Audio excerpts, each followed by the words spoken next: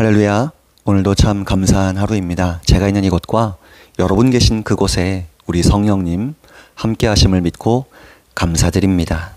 오늘 성령님과 함께 시리즈 말씀을 나눌 텐데요. 자막 보시면서 말씀 함께 읽고 나누도록 하겠습니다. 고린도전서 14장 3절 말씀입니다. 함께 읽습니다. 그러나 예언하는 자는 사람에게 말하여 덕을 세우며 권면하며 위로하는 것이요. 아멘. 오늘은 예언의 은사에 대해서 좀 나누려고 합니다. 제목은 신약시대 예언의 은사, 이런 제목으로 은혜를 나누려고 합니다. 초대형 교회들임에도 불구하고 은사사역을 부탁하시는 목사님들도 계십니다. 성도님들을 위해 하나님의 마음을 받고 전달해드리는 예언사역 부탁하시는 분들도 계시고요.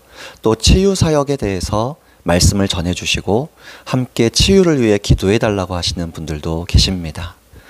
아니면 잘못된 한국교회의 천국 지옥 간증들이나 영분별이 필요한 사례들을 좀 설명해 주시고 말씀을 나눠주시고 올바른 기준을 좀 말씀으로 풀어달라고 부탁하시는 분들도 계세요. 오늘은 최근 집회들 가운데에 예언의 은사를 통해 은혜를 주셨던 부분들 간증을 살짝 나누고요. 신약시대의 예언의 의미와 그 기준에 대해서 저와 여러분이 명확하게 인식을 하시는 시간이 되시면 좋겠습니다.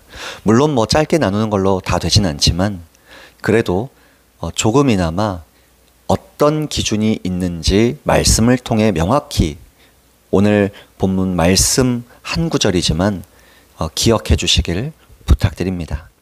김천 구미의 대형 교회 중에 하나인 구미 남교회 청년부 수련회 부흥회를 다녀왔습니다. 고신측 교회임에도 불구하고 청년부 목사님께서 뜨거운 기도의 사람이시고 또 목사님도 청년분들도 기도의 은혜를 사모하고 함께 뜨겁게 기도하시다가 방언도 체험하시고 또 하나님의 음성을 듣기도 하며 그래서 신앙과 삶에 큰 유익을 얻고 계시다고 간증을 해주시더라고요.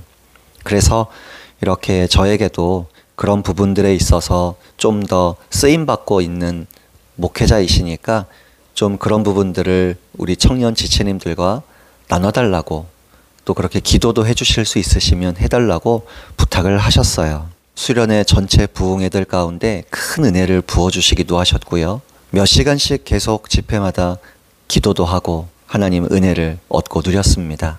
부흥회를 마치고 한 청년 지체님이 다가오시더라고요. 물어보세요.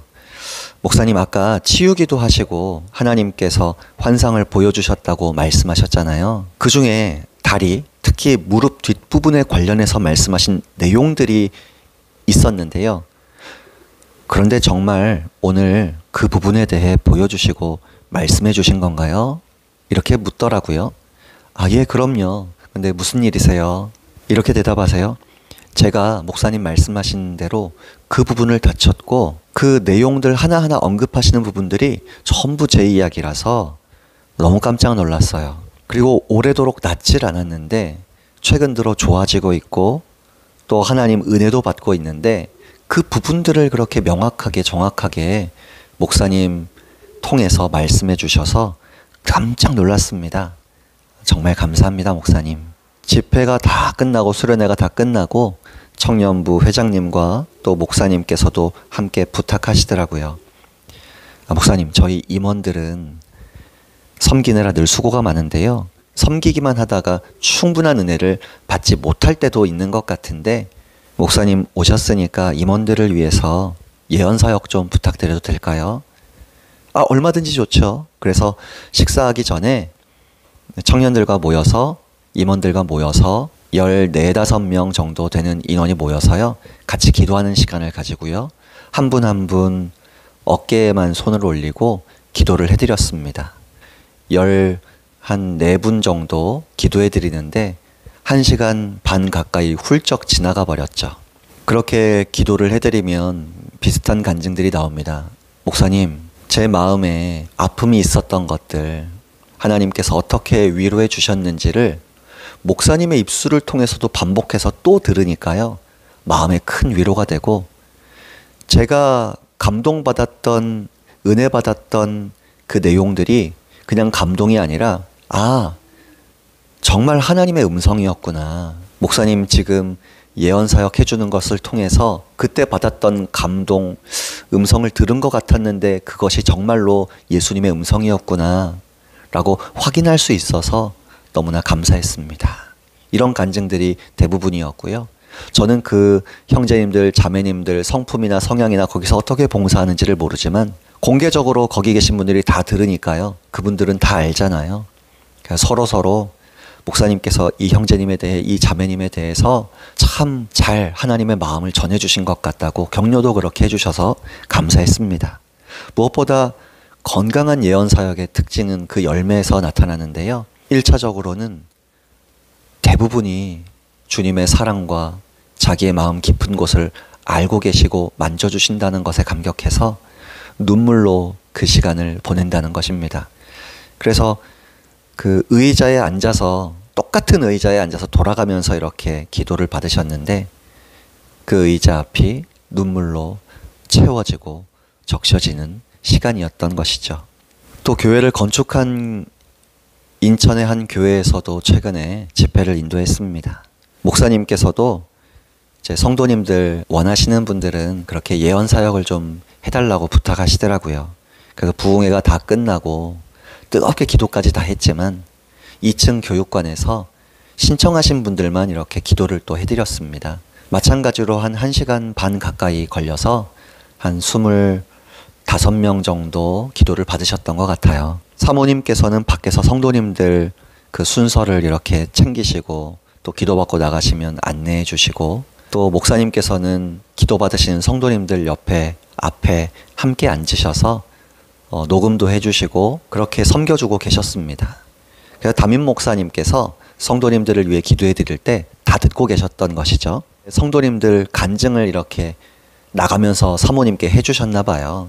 그걸 제게도 전해주시더라고요. 사모님 너무 놀랍고 감사했어요. 예언 기도 받는데요. 어떻게 그렇게 정확하게 알려주시나요? 또 다른 분도 이렇게 말씀하시더래요. 이전에 몇몇 분들에게 기도 받아봤는데요. 다른 분들은 손을 얹고 시간이 걸려서 기도해 주시는데 조 목사님은 손을 얹자마자 편안하게 주님의 음성을 술술술술 전해주시더라고요. 너무 쉽게요. 그런데 너무 정확해서 놀랐습니다. 이 고백을 들으시며 옆에 함께 계시던 권사님이 그분에게 이렇게 말씀하셨대요. 목사님께서 저 정도로 쓰임 받으시기까지 엄청 훈련 받으셨어요. 그거 알아요? 조 목사님 식사하실 때 예전에 2시간 넘게 걸리신 적도 있어요. 아니 무슨 식사를 그렇게 오래 해요? 왜냐면 처음에는 성령님께 모든 걸 여쭤보면서 식사하는 훈련까지 했거든요. 밥 한 숟가락, 반찬 하나도 성령님께 먹을까요 말까요 묻고 음성 듣기를 기다리는 삶을 사셨어요. 그렇게 성령님과 또 예수님과 친밀하니까 아마도 금방금방 이렇게 예언 사역도 주님의 마음, 주님의 음성 잘 전해주시는 거죠. 근데 이제 그런 표현들에 제가 우쭐할 필요도 없고 교만해질 필요도 없습니다. 그냥 감사하고 되새기게 돼요. 이분들이 예언의 은사를 경험하시는 걸 넘어서서요. 은사가 아니라 은사를 나눠주시는 분과의 친밀한 관계를 좀 잘 이해하고 계시는구나. 사도행전 4장 13절에 이렇게 말씀하십니다. 그들이 베드로와 요한이 담대하게 말함을 보고 그들을 본래 학문 없는 범인으로 알았다가 이상히 여기며 또 전에 예수와 함께 있던 줄도 알고 사도들과 제자들을 핍박하던 사람들이요. 오늘 방금 읽어드린 말씀에 보시면 이전에 예수님과 함께 있던 줄을 알고 함께 계속 있었던 걸 기억했다 그랬습니다. 예수님과 함께 있다 보니까 예수님처럼 말하고 예수님처럼 담대하고 예수님처럼 학식 있는 사람처럼 지혜로운 사람처럼 답변을 하는구나 라고 깨달았다는 말씀이죠. 다시 돌아와서요. 이제 1시간 반 가까이 진행된 기도 사역을 마치고 목사님과 사모님께서도 기뻐하시며 대화를 나누시고 저에게도 환하게 웃으시면서 또 이렇게 말씀하시더라고요.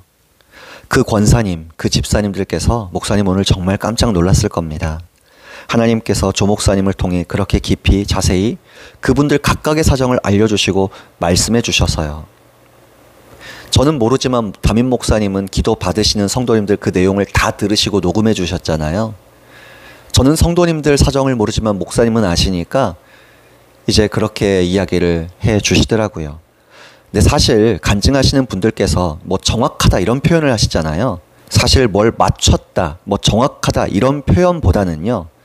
저는 잘 모르지만 그저 그냥 성령님 전해주시는 감동, 세미한 음성들, 환상들, 또 전해주길 원하시는 찬양들을 들려주시면 그걸 그냥 전해드릴 뿐이에요. 더불어 전해드리는 내용들도 뭐 과거를 맞춘다, 혹은 결정을 대신해준다. 신약시대의 예언은 이것이 아닙니다. 그렇지 않아요. 그분들의 삶과 신앙 등에 대해서 오늘 본문 말씀 고린도전서 14장 3절 말씀처럼 신약시대 예언사역의 원칙을 지키는 겁니다. 예언사역의 원칙은 신약시대에는 특히 위로, 격려, 덕을 세워주는 거예요. 거기 어디에도 점을 쳐주고 운명을 대신 결정 지어주는 내용 없습니다. 안타깝게도 그동안 이상한 기도원이나 이상한 영성센터, 이상한 교회들에서 미혹의 영에 사로잡혀서요, 과거를 알아맞추고요, 미래를 대신 결정해주고요, 그 결정이 나중에 미래의 잘못된 결정이었음을 알아도 책임을 그 당사자에게 전가해버리는 악한 일들이 많이 있었고, 그래서 잘못된 예언사역으로 피해를 입은 사람들이 계속 발생했었고 지금도 발생하고 있습니다. 지금도 잘못된 예언사역으로 고통받는 분들을 계속 상담하고 있어요. 그러나 성경과 인격적이신 하나님의 성품으로 분별하며 건강하게 예언의 은사를 활용하고 사용하시는 분들도 계십니다. 그런 분들이 하나님에 대해 건강한 은사사역을 잘 계속 해나가셔서요, 은사의 중요한 목적이 무엇입니까? 교회의 유익, 교회의 덕을 세우는 것이잖아요. 목사인 저나 성도님들이 단순히 유익을 얻었다가 아니라 교회의 유익, 머리 대신 우리 예수님께서 영광 받으시는 사역, 그것이 목적이고 그 결과 보다 더 많은 영혼들이 구원받는 데 이르는 것까지도 우리는 은사의 목적임을 기억해야 할 줄 믿습니다.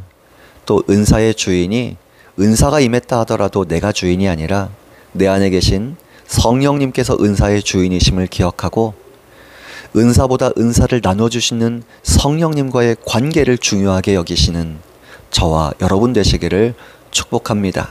고린도전서 14장 3절 말씀, 신약시대 예언의 원칙과 원리를 기억해 주시고요. 특별히 예언하기를 사모하라 하신 말씀이 있습니다. 그 말씀대로 우리가 두려워하지 말고 겸손히 성령님과 함께 예언의 은사를 사용하시기를 축복합니다. 수고하셨습니다. 할렐루야.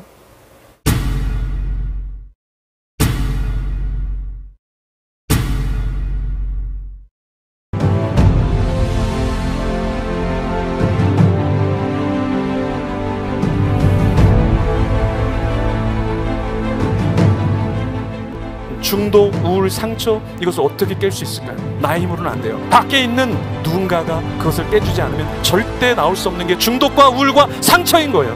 하루하고 그만두지 마세요. 3일하고 그만두지 마세요. 여러분들 솔직히 더 많은 시간을 쓸데없는 것에 우리가 바치고 있지는 않습니까? 모세가 40일을 온전하게 바쳤듯이 40일 동안 하루 우리가 하나님 앞에 서 있는다면 우리의 중독과 우울과 상처는 씻겨질 겁니다.